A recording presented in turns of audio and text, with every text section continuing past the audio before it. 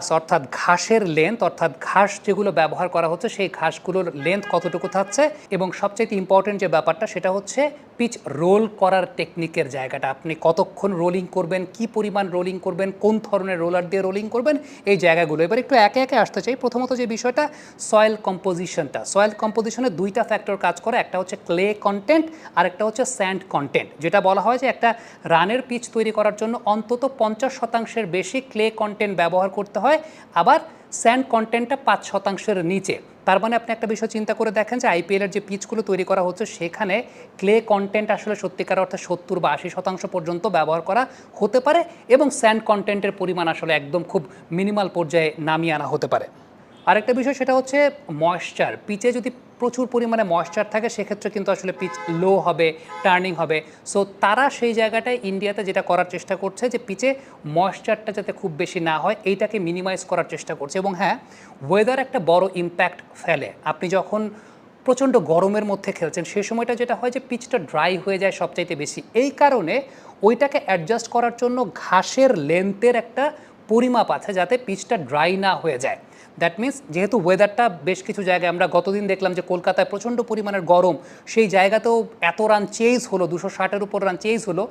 এখানে সবচেয়ে বড় কারণের জায়গাটা হচ্ছে গরমে পিচটা যখন ড্রাই হয়ে যায় সেই ড্রাইনেসটা কমানোর জন্য ঘাসের পরিমাপ রয়েছে, অর্থাৎ ঘাসের যে লেন্থটা রয়েছে সেটার একটা রেকটিফিকেশনের ব্যাপার রয়েছে বা সেটাকে রেকটিফাই করার ব্যাপার রয়েছে। সো এই জায়গাগুলো কিন্তু আসলে খুব ইম্পর্টেন্ট যে তাদের কিউরেটাররা এইভাবেই সামগ্রিকভাবে কাজগুলো করছেন, যে পিচ প্রিপারেশনের জায়গাটায় তারা এইভাবে তাদের মধ্যে 2022 সাল থেকে এক ধরনের ইনস্ট্রাকশন প্রদান করা হয়েছিল এবং সেই ইনস্ট্রাকশন অনুযায়ী তারা কিন্তু সেইভাবে পিচ তৈরি করছেন।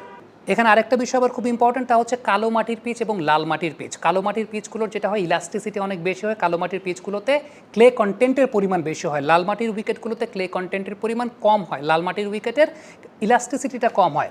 চেন্নাইতে একটা সময় আসলে পরিপূর্ণভাবে লাল মাটি ব্যবহার করা হতো, কিন্তু 2022 সাল থেকে চেন্নাইতে কিছু কিছু পিচে কালো মাটিও ব্যবহার করা হচ্ছে। এখন চেন্নাইতে যে পরিমাণ রান হয়, আগে কিন্তু চেন্নাইতে এই পরিমাণ রান হতো না। সো যাদের চেন্নাইয়ের উইকেট নিয়ে বেশ কিছু ধারণা আছে, চেন্নাইয়ের উইকেটও কিন্তু আসলে অন্যান্য উইকেটের মতোই এখন, যেহেতু কালো মাটির পিচ কয়েকটা রয়েছে। আবার হ্যাঁ, চেন্নাই হয়তো বা হোম অ্যাডভান্টেজ নেওয়ার জন্য লাল মাটির পিচেও খেলা দিতে পারে। বাট দ্য ফ্যাক্ট ইজ এখন তাদের ওইখানে এই পুরো সায়েন্টিফিক ব্যাপারটা, এটা তো পুরোপুরি একটা বিজ্ঞান, এটা একটা যেটাকে আমরা বলি সয়েল সায়েন্স বা মৃত্তিকা বিজ্ঞান। ওই জায়গাগুলো, ওই ফ্যাক্টরগুলো বিবেচনা করেই কিন্তু তারা পিচগুলো তৈরি করে, এবং যে কারণে আমরা দেখতে পাচ্ছি অনেকটা হাইওয়ে টাইপের পিচ তৈরি করা হচ্ছে, রোড রাস্তার মতো পিচ তৈরি করা হচ্ছে। তবে আমার কাছে সবচেয়ে বড় বিষয় মনে হয় যে পিচের চাইতেও, হ্যাঁ পিচ একটা বড় ফ্যাক্টর, ইম্প্যাক্ট সাব সিস্টেমটা আসলে অনেক বেশি মাত্রায় প্রভাব ফেলছে। কারণ ইম্প্যাক্ট সাব সিস্টেমটা করার ফলে যেটা হচ্ছে ব্যাটিং অর্ডারটা বড় হচ্ছে, একটা দল কিন্তু বেশি সংখ্যক ব্যাটসম্যান খেলাতে পারছে, যে কারণে ওপেনিং ব্যাটার যারা বা টপ অর্ডার ব্যাটার যারা তারা একদম ফ্রি ফ্লোয়িং ব্যাটিং করতে পারছে। আমরা একটা পরিসংখ্যান গতদিন দেখিয়েছিলাম, 39টা ম্যাচ পর্যন্ত, এখন অলরেডি 43 ম্যাচ হয়ে গেছে, কিন্তু 39 ম্যাচ পর্যন্ত এই আইপিএলে 1, 2, 3, 4, 5টা পাওয়ার প্লেতে 80 ইনিংস হয়েছিল। এখন সেটা আরও বেড়েছে, গ্রাফিক্স আপনারা দেখতে পাচ্ছেন। আমি 39 ম্যাচ পর্যন্ত বলছি, কিন্তু গ্রাফিক্স আপনারা টোটাল 43 ম্যাচ পর্যন্ত দেখতে পাচ্ছেন যে আসলে কতগুলো 80 ম্যাচ হয়েছে। অথচ 2022 সালে পুরো আইপিএল জুড়ে মাত্র পাওয়ার প্লেতে 2টা 80 ইনিংস হয়েছিল। সো ব্যাপারটা আপনি বুঝতেই পারছেন যে আসলে ওই যে শুরুর দিকের ব্যাটার যারা, তারা যেরকম ফ্রি ফ্লোয়িং ব্যাটিং করতে পারছেন, এই ফ্রি ফ্লোয়িং ব্যাটিংটা করার কারণে কিন্তু সিনারিওটা অনেকাংশে চেঞ্জ হয়ে গেছে। ব্যাটসম্যানদের ব্যাটের উন্নতি ঘটেছে, এখন তারা উপরের দিকে হালকা, নিচের দিকে ভারী ধরনের ব্যাট দিয়ে খেলছেন।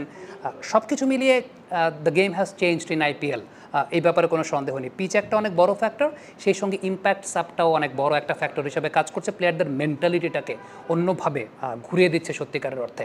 So that's it. আমার কাছে মনে হয় যে আইপিএলের ব্যাপারটা আসলে এরকম। তবে আমার কাছে মনে হয় যে ইন্টারন্যাশনাল ক্রিকেট এরকম থাকবে, ইন্টারন্যাশনাল ক্রিকেটের উইকেট প্রিপারেশনটা এরকম হবে না, সেই জায়গাটা ইভেনলি কিছুটা হলেও ব্যালেন্স রাখার চেষ্টা করা হয়। এতটা এইভাবে আসলে ইন্টারন্যাশনাল ক্রিকেটে হয় না, যেটা এখানে হচ্ছে সেটা রান তোলার জন্য এবং কমার্শিয়াল পয়েন্ট অফ ভিউ থেকে। থ্যাংক ইউ আমাদের সঙ্গে এতক্ষণ থাকার জন্য। কমেন্ট বক্সে মন্তব্য জানতে চাই।